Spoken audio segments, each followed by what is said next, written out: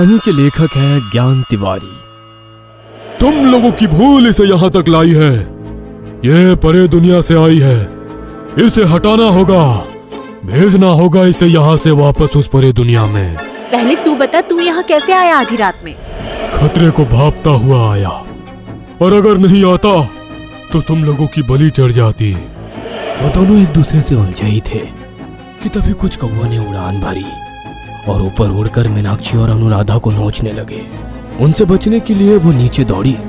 उतनी देर में कौवों ने तांत्रिक के ऊपर हमला बोल दिया और उसे जगह जगह से नोच डाला। अनुराधा और मीनाक्षी काफी डर गए। उनके शरीर थर थर कांपने लगे और तभी कुछ ऐसा हुआ जो विश्वास करने लायक ही नहीं था। कौवे वहां से अचानक हवा बनकर गायब होने लगे और उनके गायब होते ही एक साये की छवि वहां आ गई जो पूरी तरह से हवा से बनी थी। वह दिखने में किसी लहराते कपड़े के जैसी थी। उसके आर पार देखा जा सकता था। वह घर के एक कोने से दूसरे कोने में लहराने लगी।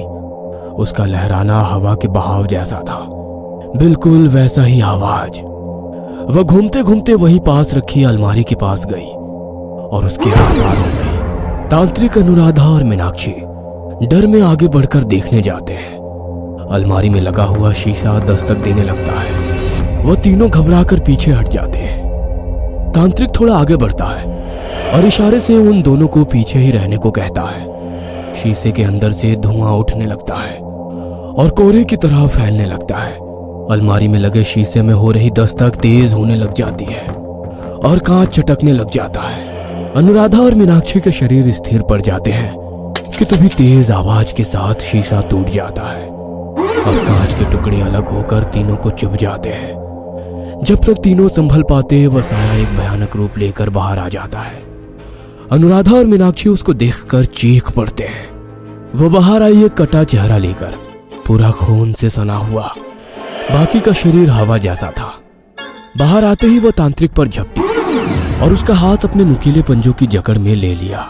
तांत्रिक दर्द में जोर से चिल्लाया। कलाई से मांस फटकर खून के साथ बाहर आने लगा और जमीन पर पिघलकर गिरने लगा। खून जमीन पर गिरता देख वो चिल्लाई और जमीन पर लपकी। अनुराधा और मीनाक्षी डर में चिल्लाते हुए सोफे के पीछे छिप गई और रोने लगी। ये सब क्या है मीनाक्षी? ये कौन है और कहां से आ गई? मुझे नहीं पता अनु, ये बहुत भयानक है। मुझसे देखा भी नहीं जा रहा। अनुराधा ने हल्के से सोफे के पीछे से झांक कर देखा तो उसकी नजरों ने देखा कि तांत्रिक एक जगह दीवार से टेक लगाकर बैठा हुआ है और वह साया उसके खून को अपनी जीभ से चाट रहा है। तांत्रिक उसे अपनी आंखों में डर लिए देख रहा है। वह जमीन पर लगा हुआ खून साफ कर गई। अनुराधा ने देखा कि वह तांत्रिक अपनी जान बचाकर वहां से भाग गया। भागते वक्त उसने अपने दूसरे हाथ से पहले हाथ को दबा रखा था जिसमें से अभी भी खून की बूंदें गिर रही थी। अनुराधा के चेहरे का डर साफ दिख रहा था। चेहरे से पसीना छूट रहा था। वो वापस सोफे के पीछे छिप गई। वो दोनों अपने आप को बचाए ही हुए थे कि सोफा बहुत तेजी से पीछे की ओर खिसक गया और दोनों डर में चिल्लाई, अनु तू भाग। अनुराधा ने जाने का रास्ता बताया ही था कि तभी साये ने अनुराधा को अपनी गिरफ्त में ले लिया और अपने दाहिने हाथ से उसकी पीठ पर एक गहरा घाव कर दिया। अनुराधा दर्द से तड़प उठी और उसी वक्त उस साये ने बहुत ही तेजी से अनुराधा को जमीन पर पटक दिया। उसकी आंखों के सामने अंधेरा छा गया और धीरे धीरे वो बेहोशी में चली गई। कुछ देर बाद जब अनुराधा को होश आया तो उसने अपने आप को फर्श पर घायल अवस्था में पड़ा हुआ पाया। अनुराधा के पिछले हिस्से से खून बहकर वहीं जम गया था। आसपास कांच के टुकड़े बिखरे पड़े थे। उसने इधर उधर नजरें दौड़ाई तो कमरे में मीनाक्षी उसे कहीं नहीं दिखी। वह भारी सांसें लेते हुए उठी और दरवाजे की ओर चल दी। सारा हादसा बता देने के बाद अनुराधा ने अंचिक्य से कहा, मेरी दोस्त मीनाक्षी का पता नहीं क्या हुआ होगा। अब उसके घर दोबारा जाने की हिम्मत भी नहीं बची अंचिक्य। अंचिक्य ने अनुराधा को वापस लिटा दिया और वहां से चल दिया। अंचिक्य अब तक अपना पूरा मन बना चुका था कि वो मीनाक्षी के घर जाएगा और उसे बचाकर वापस लाएगा। कहीं ना कहीं उसके मन में ये बात बैठ गई थी कि अनुराधा की जिंदगी मीनाक्षी की जिंदगी से जुड़ गई थी। इसलिए वो मीनाक्षी के घर जाना चाहता था और एक बड़ा खतरा मोल लेना चाहता था। यही सब बातें सोचकर अंचिक्य गुरुजी के पास मंदिर गया और उन्हें सारी बातें बता दी। गुरुजी ने अंचिक्य से कहा, अंचिक्य बेटा, परे दुनिया से आई कोई भी बुरी आत्मा अत्यंत घातक होती है। उसका सामना कोई भी साधारण मनुष्य नहीं कर सकता। वो एक शरीर ले लेती है और फिर उसी शरीर से सारी बुराइयों को जन्म देती है बेटा। ऐसी शक्तियों से कैसे लड़ा जाएगा गुरुजी? ईश्वर की शक्ति से बड़ी कोई शक्ति नहीं होती अंचिक्य। बुरी शक्ति तभी तक ही विजयी होती है जब तक उसका सामना ईश्वर की शक्ति से ना हो जाए। इतना कहकर गुरुजी ने अंचिक्य को श्री हनुमान जी की मूर्ति पर लगे सिंदूर को एक छोटे से कागज के टुकड़े में लगाकर अंचिक्य को दिया। अगर उसका सामना तुमसे हुआ तो इस सिंदूर को उसके शरीर के किसी भी हिस्से पर लगा देना। जाओ अंचिक्य, श्री हनुमान तुम्हें बल दे और तुम्हें अपना रक्षण प्रदान करे बेटा। अंचिक्य गुरुजी की बातों को अपने मन में बिठाकर मीनाक्षी के घर पहुंच गया, और वो भी रात के वक्त जब उस असुरी शक्ति के बाहर आने का आसार ज्यादा था। अंचिक्य जब मीनाक्षी के घर पहुंचा तो वहां सन्नाटा पसरा हुआ पाया। जगह जगह कांच के टुकड़े फैले हुए थे। एक टेबल लैंप जमीन पर लुढ़का पड़ा था। घर का हुलिया ऐसा था जैसे वहां कभी कोई आया ही ना हो। अंचिक्य ने हिम्मत बांधकर मीनाक्षी को आवाज लगाई, मीनाक्षी, मीनाक्षी, क्या तुम मुझे सुन सकती हो? जवाब दो मीनाक्षी। कहीं से कोई जवाब नहीं आया तो अंचिक्य आगे बढ़कर घर को पूरी तरह से देखने लगा। उसकी नजरें अभी भी मीनाक्षी को ही ढूंढ रही थी कि तभी उसे ऐसा एहसास हुआ जैसे कोई उसके ऊपर से उसे छू कर निकल गया हो। जैसे जैसे अंचिक्य आगे बढ़ता, उसके ठीक ऊपर एक काली परछाई दीवार से लगी छत पर रेंग कर निकल जाती और बराबर से अंचिक्य का पीछा करती। अंचिक्य को हल्का शक हुआ तो उसने धीरे से और बड़ी ही सावधानी से ऊपर की ओर देखा। जैसे ही अंचिक्य ने ऊपर देखा, उस काली परछाई ने अंचिक्य को देखकर अपना मुंह फाड़ा, दांत भयंकर नुकीले, और एक झटके में वो अंचिक्य के ऊपर गिरी। उसका भार इतना था कि अंचिक्य खुद को संभाल ना सका और उसके धक्के से दूर जा गिरा। अंचिक्य ने होश संभाला तो उसे विश्वास ही नहीं हुआ यह देखने के लिए कि उसके ऊपर क्या भारी चीज गिरी थी। वो पलटा और चौंक गया। सामने उसे अनुराधा दिखी जो अपनी जान की भीख मांग रही थी। प्लीज मुझे बचा लो अंचिक्य, प्लीज बचा लो अंचिक्य, ये मुझे खा जाएगी। अनुराधा को देखते ही अंचिक्य अपनी सुध बुध खो बैठा और जमीन पर ही अपने हाथ पैर के सहारे अनुराधा की तरफ भागा।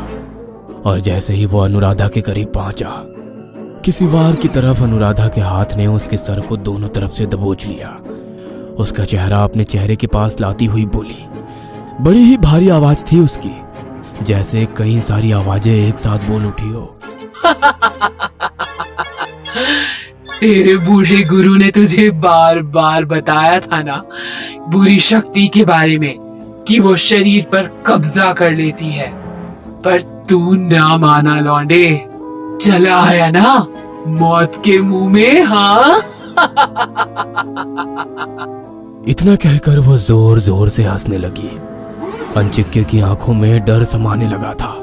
चूंकि अंचिक्य का सर उस बुरी शक्ति की पकड़ में था, इसलिए वो ना हिल पा रहा था और ना ही चेहरे का कोई भी भाव व्यक्त कर पा रहा था। अंचिक्य की आंखें डर से उसे ही देख रही थी कि तभी उसके होठ धीरे से बुदबुदाए, अनुराधा। अंचिक्य के मुंह से यह नाम सुनते ही वो और जोर से हंस पड़ी। बेचारा बच्चा। देखना चाहेगा कि बुरी आत्मा कैसी होती है, कैसी दिखती है, देख पाएगा? हाँ। इसके बाद अनुराधा का चेहरा टूटने लगा, मानो उस चेहरे से पपड़ी उखड़कर गिर रही हो। और सामने आया एक चेहरा जिसकी आंखें पूरी गोल थी, गर्दन लंबी, नसें बाहर फटकर दिख रही थी, होठों से लार बह रही थी। फिर वो बोली, मैं मीनाक्षी हूँ अंचिक्य। मीनाक्षी, ये मेरे अंदर घुस गई है, इसे बाहर निकाल कर मुझे और अनुराधा को बचा लो अंचिक्य, प्लीज हमें बचा लो। पर फिर अचानक वो हंसने लगी। हंसते हुए उठी और साथ ही अंचिक्य को भी अपने पूरे बल से उठाकर वो जमीन से ऊपर उठने लगी। अंचिक्य का सर अभी भी उसके हाथों की कैद में था और फिर थोड़ा ऊपर जाकर उसे छोड़ दिया।